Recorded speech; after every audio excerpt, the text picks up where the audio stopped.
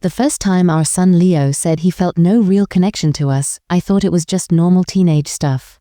You know, the kind of moody phase every kid goes through. But then he started calling us David and Linda instead of Mom and Dad. Those names coming from his mouth felt like little slaps every time. I am David. I am 48 years old and I fix computers for a living. My job is to find problems in complicated code and solve them. With Leo, it used to be easy. When he was little, I could fix anything for him. A broken toy just needed some glue. A bad dream just needed a nightlight. I taught him how to ride a bike. He would laugh and shout, "Look, Dad," as he pedaled away. Those were the best days. Now he is 16. He spends all his time in his room with his music blasting. He barely talks to us. I cannot find the problem. I cannot fix this. My wife Linda is a teacher. She tries a different way. She is all about feelings. She leaves his favorite snacks out. She asks him gentle questions about his day. He just grunts or gives one-word answers.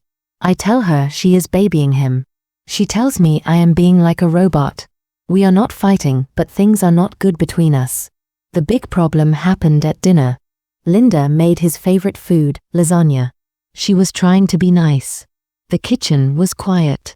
You could only hear the forks on the plates. Linda finally spoke in a soft voice. She asked if he was okay at school. She said he could talk to us about anything. Leo put his fork down hard. He did not look at us. He said, "Why would I talk to you? You would not get it. We have no real connection. You are not my real family." I saw Linda's face just fall apart. She started to cry quietly. I got so angry and hurt. I said, "We are your real family, Leo. We changed your diapers. We read you stories. We have been here every single day. That is what makes a family." He finally looked at me and his eyes were full of fire. He said, "That is just stuff. It does not change biology. I need to find my real family. I need to know where I come from." Then he got up and left the table. He went to his room. Linda was crying. I felt completely helpless. My own son was in pain and we were the cause. I could not fix it. That night I could not sleep. I was on my computer. An ad popped up for one of those DNA test kits. It said, "Discover who you really are." It felt like a sign. My tired brain thought I had found the answer. If Leo could find his biological family, if he could get the answers he wanted, maybe his anger would go away. He would see that we are the ones who really love him. This test would be a bridge between us. It was a stupid idea, but in that moment it was my only idea. I clicked the button and bought it. The kit came in a plain brown box a week later. I hid it in my closet. It felt like I was hiding a bomb. For 2 weeks I thought about it. I was hopeful but also scared. Then one night I heard his music playing really loud from his room. It was angry music. It felt like he was screaming at us without words. In that moment I just acted. I took the box out of the closet. I walked down the hall to his room. My heart was beating so fast. I knocked on his door. The music stopped. He said, "What?" I opened the door. He was drawing at his desk. I said, "Leo the first got you something." He turned and looked at me with suspicion. I held out the box.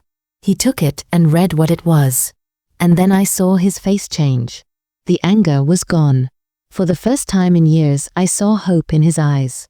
And right then I knew I had made a huge mistake. I had not given him a bridge. I had given him a way out. Leo took the DNA test kit from my hands with that new look of hope. He did not say thank you. He just looked at the box like it was a treasure, and then he put it on his desk and started reading the instructions. I was no longer needed. I left his room and closed the door. He changed overnight. The moping and anger stopped. He became busy and focused. He spent all his time on his laptop. I knew he was on websites for people looking for their families. He was waiting for his results. The air in the house was different. I finally told Linda what I did. I thought she would understand. I was wrong. Her face went white. She whispered, "You did what?" David, how could you? We are his parents. You just told him he is right.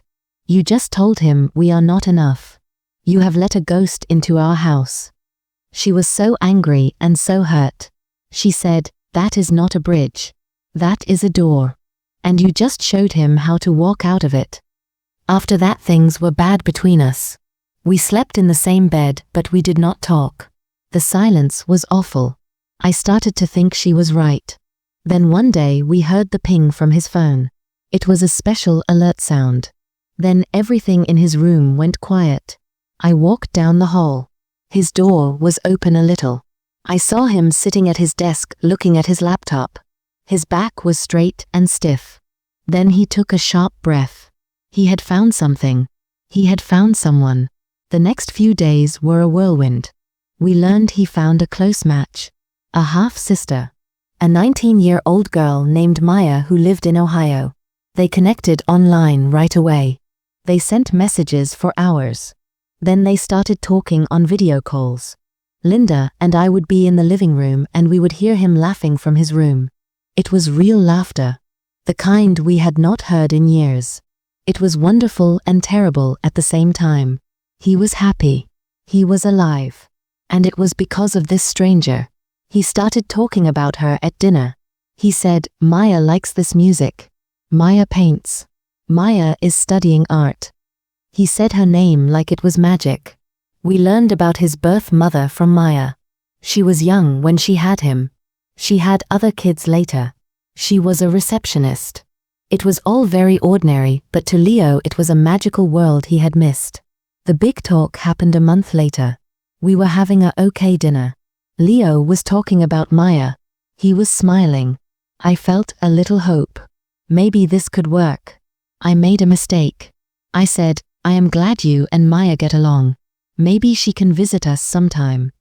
Leo's smile disappeared. He looked at me and then at Linda. His face had a new look, a look of pity. He said, actually I have been talking to Maya and her mom. They asked me to stay with them for the summer. In Ohio. I think I want to go. I want to see what it is like.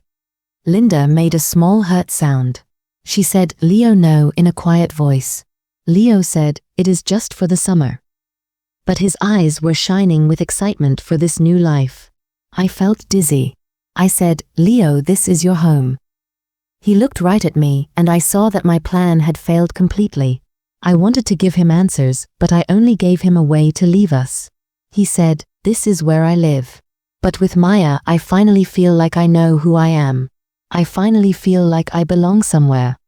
Then he got up and left the table. He took out his phone to text his new sister, his real family. The silence he left behind was the worst ever. Linda would not look at me. She just cried quietly. I sat there listening to my son laugh in his room with his new family. I had wanted to fix things, but I broke everything. His suitcase is on his bed now. It is half packed. He leaves in a week. The question that keeps me up at night is not if I am a bad guy. The question is if I have become a ghost in my own son's life. A temporary person he does not need anymore.